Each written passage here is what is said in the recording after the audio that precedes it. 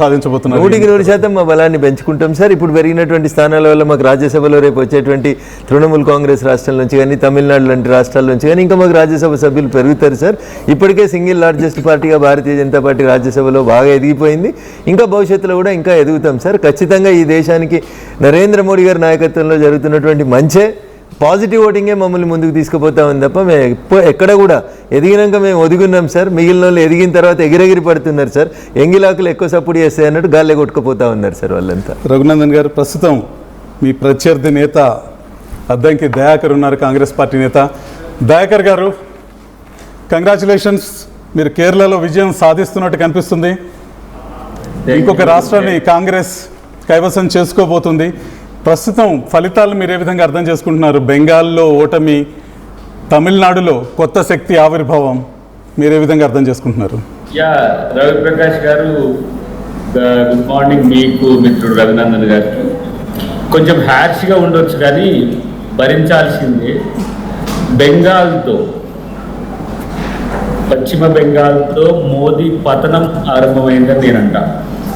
ఎందుకంటే తను గెలవడానికి సర్ను వాడుకొని 90 లక్షల ఓట్లు తీసేసి అన్వాంటెడ్గా మిడిల్ ఆఫ్ ది ఎలక్షన్ మహిళా బిల్లును తెచ్చి పాస్ అయిన బిల్లును దేంతో డీలిమిటేషన్తో లింక్ చేసి తన రాజకీయ స్వార్థం కోసం రాజకీయ వ్యవస్థల్ని అనవచ్చు, రాజ్యాంగ వ్యవస్థల్ని నిర్వీర్యం చేస్తున్న మోదీకి ఆరిపోయే ముందు దీపం వెలిగినట్టుగా మనం బెంగాల్ని చూడాల్సిన అవసరం వస్తుంది. ఎందుకంటే రఘునందన్ గారు మాట్లాడుతున్నారు సౌత్కి సంబంధించిన ఎంపీ, మీకు ఎంపీలు వస్తారు, ఎమ్మెల్యేలు వస్తారు, ఎస్సీలకు పెరుగుతారు అంటే వీళ్ళు ఇంత అజ్ఞానంతో ఉన్నారు. ఎంపీల స్థాయి వ్యక్తులే, కిషన్ రెడ్డి లాంటి వాడు, లేకపోతే బండి సంజయ్ లాంటి వాడు కూడా మంత్రులు అయి ఉండి కూడా సౌత్కు నష్టం జరగదనే ఈ ఏమంటారు పనికిరాని మాటలు మాట్లాడుతూ ఉండదు. అది డీలిమిటేషన్లో ఏం జరుగుతుంది, పోలరైజేషన్ ఏమైందని కనీసం స్టడీ చేస్తారన్న బెటర్ వాళ్ళ బీజేపీ దక్షిణాది నాయకులు. కాబట్టి మోదీ గెలుపు కొత్త ఏమి కాదు. రేపు మళ్ళీ ఉత్తరప్రదేశ్ గెలవడానికి కూడా నానా జిమ్మిక్లు వేస్తాడు ఆయన. తను మోదీ వరుస దీదీగా ప్రచారం చేసుకోవడానికి కూడా వెనకడిగేయడు. కానీ ఎన్నికలు గెలవడమే.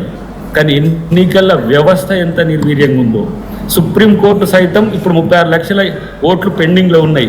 ఎన్నికలు అయిపోయినాక వాటి మీద నిర్ణయం తీసుకుంటామని ఎన్నికలు పెట్టిన పరిస్థితి. అంటే ఇంత దిగజారుడు రాజకీయాలు చేస్తూ మోదీ ప్రభుత్వం ఉంటుంది, బీజేపీ ప్రభుత్వం ఉంటుంది, మమ్మల్ని వ్యతిరేకించిన వాళ్ళు ఓడిపోతారు, ఓడిపోయినోడు ఎందుకు ఓడిపోతుండో కూడా తెలిసి వాళ్ళు నటిస్తారు. మరి ఇదే మోదీ ప్రభ కేరళ ఎందుకు పనిచేస్తలేదు అని అంటే సప్పుడు ఉండదు. కాబట్టి ఇలాంటి పరిస్థితుల్లో దేశం చాలా సమస్యలను ఎదుర్కొంటున్నది మోదీతో. కాబట్టి చావు తప్పి కళ్ళు లొట్టబోయి గెలిచిన బీజేపీకి వచ్చే ఎన్నికల్లో డెఫినెట్గా బీజేపీని బొందబెట్టడం ఖాయమనేది. కాంగ్రెస్ పార్టీకి ఉన్నంత జ్ఞానం మాకు లేకపోవచ్చు, కానీ వాళ్ళ కాంగ్రెస్ పార్టీ నాయకుడు కేసీ వేణుగోపాల్ గారే పార్లమెంట్లో అడిగినారు, మీరు డీలిమిటేషన్ తర్వాత ఏ రాష్ట్రంలో ఎన్ని ఎంపీలు వస్తాయి, దక్షిణాదిలో ఎన్ని ఎంపీలు వస్తాయి అని అంటే అమిత్ షా గారు ఆన్ ద ఫ్లోర్లో గణాంకాలతో సహా చెప్పినారు.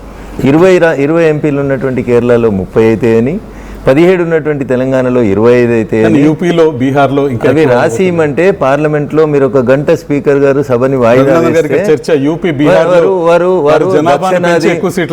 తప్పు సార్. అది రవిప్రకాష్ గారు 1971 జనాభా లెక్కల ప్రకారం 1976లో డీలిమిటేషన్ చేసి 543 సీట్లను ఫిక్స్ చేసిన పార్టీ గురించి మాట్లాడకుండా, వాళ్ళ గురించి మాట్లాడకుండా, ఆ రోజు ఉత్తరప్రదేశ్కి 80 ఇచ్చి ఆంధ్రప్రదేశ్కి 40 ఇచ్చిన కాంగ్రెస్ ఇవాళ ప్రతిపక్షంలోకి రాగానే శుద్ధులు చెప్తా ఉంటే మేము జనాభా ప్రాతిపదికన చేస్తలేం, అన్ని రాష్ట్రాలకి సమానంగా 50% చేస్తూ ఉన్నామంటే అది రాతపూర్వకంగా ఇస్తారా అని కేసీ వేణుగోపాల్ గారు పార్లమెంట్లో లేచి అడిగారు. అప్పుడు అమిత్ షా గారు చెప్పిన సమాధానం, మీరు గంట సేపు సభను వాయిదా చేయండి, ఒకవేళ ప్రతిపక్షం దానికే సిద్ధంగా ఉంటే అమెండ్మెంట్ తీసుకురావడానికి ప్రభుత్వం సిద్ధంగా ఉందని ఫ్లోర్లో చెప్పినాం. నో దానికి ఒప్పుకోమని మీరేమంటారు? మనోడు నేను చదువుకున్నది ఏమంటారు సోషల్ సైన్సెస్ లేకపోతే మ్యాథ్స్ నాకు నేను ఎప్పుడు అడగలేదు. కానీ పర్సెంటేజ్కి మధ్యన తేడా తెలిస్తే ఎంత గ్యాప్ వస్తుందో తెలుస్తుంది.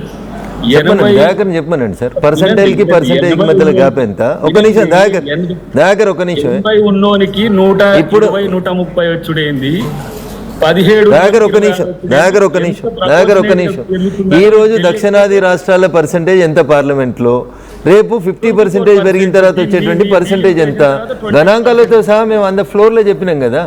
దయాకర్ చెప్పాను, ఇప్పుడు నేను రాసుకొని దయాకర్కి సమాధానం చెప్తాను. నేను ఒకసారి నేను చెప్పినాక మీరు రఘునందన్ గారు 20%కి డిక్లైన్ అవుతున్నది సౌత్ది, కావాలంటే మీ బీజేపీ ఆఫీస్కి వచ్చి చెప్పమంటే చెప్తాం. ఎందుకు బీజేపీ ఆఫీస్కి ఎందుకు ఇప్పుడు లైవ్ లో చెప్పరాదు, జనం అంత తింటారు. నేను నీకు సమాధానం చెప్తాను కదా దయాకర్. మీరు టీవీలలో మాట్లాడితే ఇప్పుడు చెప్పు అంటున్నా, టీవీలో చెప్పు అంటున్నా కదా దయాకర్. ఇప్పుడు చెప్పు దయాకర్, దేశ ప్రజలందరూ వింటారు కదా. నేను చెప్తా దయాకర్ చెప్పండి, నేను ఓపిక ఉంటా, చెప్పండి. 20% తగ్గడం అనేది పెరగడమా? చెప్పు దయాకర్, చెప్పు నీ లెక్కేందో చెప్పు, నేను సమాధానం చెప్తా. 24% నుంచి 20కి తగ్గడం పెరగడమా? తప్పు అంటున్నా, నీ లెక్కనే తప్పు అంటున్నా. ఇది తప్పు, నువ్వు లెక్క చెప్పు అంటున్నా, నేను అదే చెప్తా ఉన్నా. నీకు ఈ రోజు ఉన్న సౌత్ పర్సెంటేజ్ ఎంత మాట్లాడొద్దు అంటున్నా.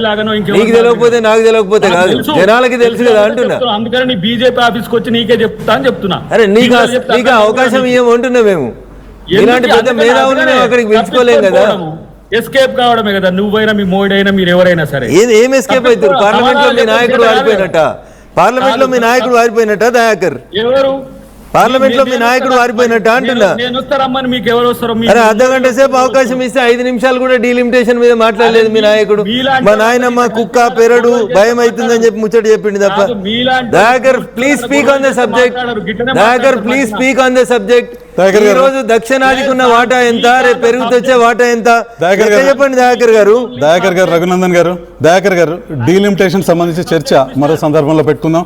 ప్రస్తుతం మీరు ఫలితాల గురించి పెట్టి మహిళలకు వ్యతిరేకం అని చెప్పి 5% 10% ఓట్ల కోసం బిచ్చమెత్తుకునే పార్టీగా మీ బీజేపీ మారిపోయింది. ఎందుకంటే బీహార్ ఎలక్షన్ పార్టీ కదా మీది. ఇంకా ఏం చెప్పుకుంటారు? మేము గెలిచినాం పొడింగులం అని చెప్పడానికి ఏమున్నది? మహిళలకు 10. దయాకర్ గారు ఒక విషయం స్పష్టంగా చెప్పండి.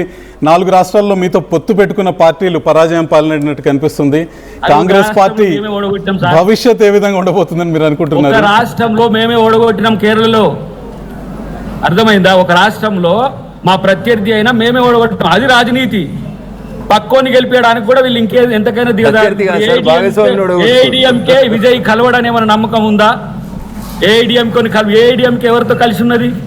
సో ఇవన్నీ కూడా వాళ్ళ గెలుపు మాత్రమే. దాంట్లో సహజ న్యాయం ఉండదు, సామాజిక న్యాయం ఉండదు, రాజ్యాంగ న్యాయం ఉండదు, ఏది ఉండదు. కాబట్టి ఇంత కేటగిరీగా ఫస్ట్ నా రిమార్క్లే చెప్పిన బీజేపీ పతనానికి పశ్చిమ బెంగాలే మొదలవుతుంది. ఎందుకంటే సార్ 95 లక్షల ఓట్లు తీసేసి గెలిచి, అంటే యుద్ధంలో నా వైపు ఉన్న 95 లక్షల సైన్యాన్ని తీసేసి గెలిచి నేను గెలిచినని చెప్పుకునే మోడీకి ఇక మొహమేడ ఉంటుంది రేపు తెలుసు.